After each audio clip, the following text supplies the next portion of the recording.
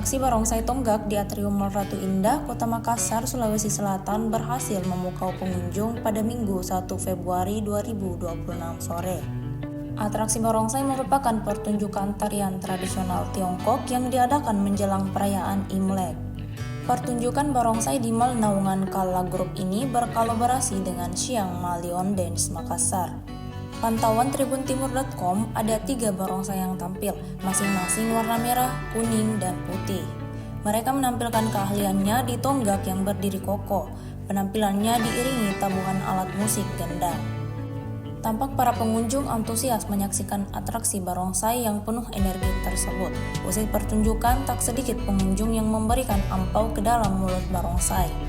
Pertunjukan barongsai di MARI berlangsung sejak Jumat 30 Januari 2026 hingga Minggu 1 Februari 2026.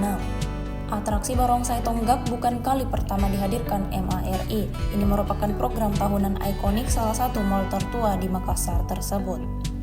Salah satu pengunjung, Adil, mengaku datang ke MARI hanya untuk menyaksikan atraksi barongsai tonggak.